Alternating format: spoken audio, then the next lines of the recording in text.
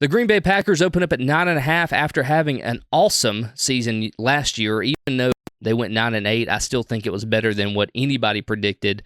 We didn't know how Jordan Love would kind of play out as the full-time starter, and it seems like they've struck gold 3 times in a row. Jordan Love finished 4,159 yards, 32 touchdowns, 11 interceptions with a 64.2% completion rate. That's pretty good. That's pretty good. Do you think that he plays better than that this year? Do you think the team is going to rely on him, Josh Jacobs in the backfield now, and all these other weapons on offense more so than the defense? Or do you think that Jordan Love is going to regress a little bit and get off that stellar rookie year? What do you think? That's the question. That's the concern about the Packers. It's not because you said like stellar rookie year. It was, but it was a stellar half of a rookie year. The first half of last year was not good for Jordan Love. You know, the numbers weren't bad, but watching it, it wasn't great. The second half of last year, it clicked. It totally clicked. Yep. He came into his own. As I've said on this podcast, they were really close to beating San Francisco in that game to go to the NFC Championship game. I mean, Green Bay was a legit contender. They're the youngest team in the league. They were last year. They're still the youngest team in the league. They're kind of defying all odds. We've seen a lot of quarterbacks have good 8-10 game stretches. That separates good quarterbacks from great. To be a great quarterback, you have to have multiple good seasons. I believe in Jordan Love. I think he's going to be good. I think he's going to impress us because it's just the natural ability he has. It wasn't just like, and I'm not taking a shot, but it wasn't like watching Jared Goff be good. I mean, it was watching special traits. You know what I mean? Jared Goff, he's precise, he's accurate, he's on time, he steps up in the pocket, he delivers, he's reading the DB. Jordan Love has special traits, and he has what every quarterback I think nowadays needs is not necessarily the ability to run, but the ability to make plays off schedule. Can you make something happen when the play that was called breaks down? When the play breaks down and you can't go where you plan, can you turn it into something? At the second half of last year, he showed he could. I think he will continue to do that, but that is a question because we've seen quarterbacks have stretches of good play. Can he continue it now that everyone's got film on him? Now that other teams are going to be gunning for him, they're going to try to take away what he does good and exploit his weaknesses. How will he adjust to that?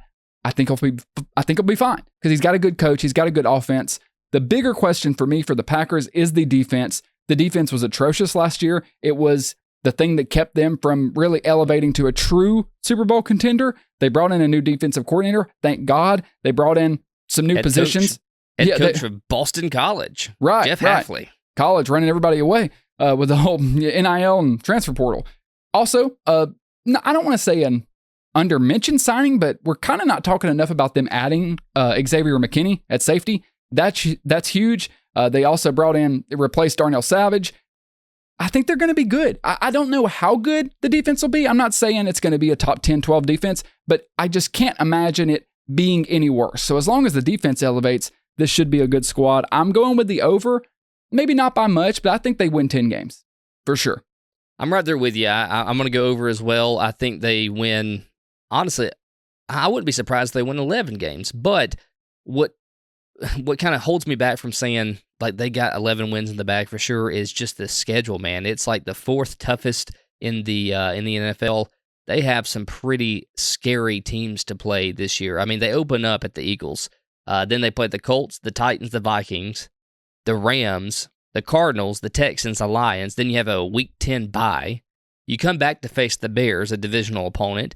Then you have the 49ers. Oh, those guys are pretty tough to face. Then you have the Dolphins with a really good offense. The Lions, the Seahawks, who knows what they will be, but I think they'll be a little bit better than they were last year.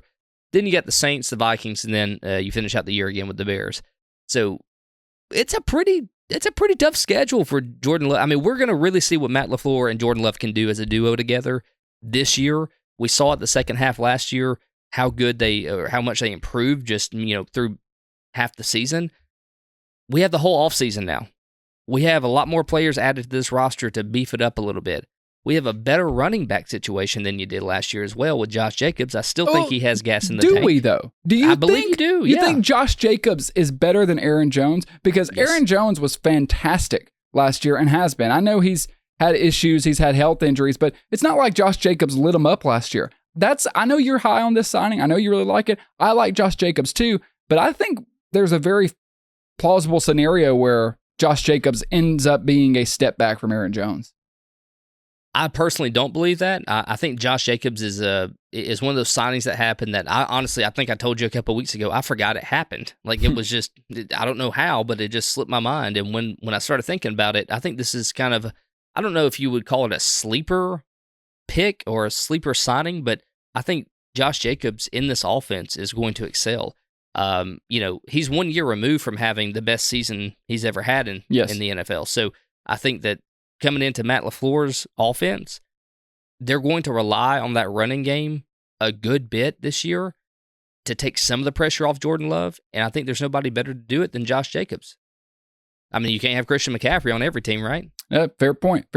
Do you think, last question, do you think there's a chance they can win this division? Because I do. I might even pick them to win. I haven't decided. Mentioned in the show opener, I think there's one team that's going to give the Lions a run for their money, especially down that second stretch of the schedule, because the second stretch after they played the Lions, the Seahawks, the Saints, the Vikings, the Bears, they could easily win out there and put themselves above the Lions there, especially if they took the Lions out before they started that run.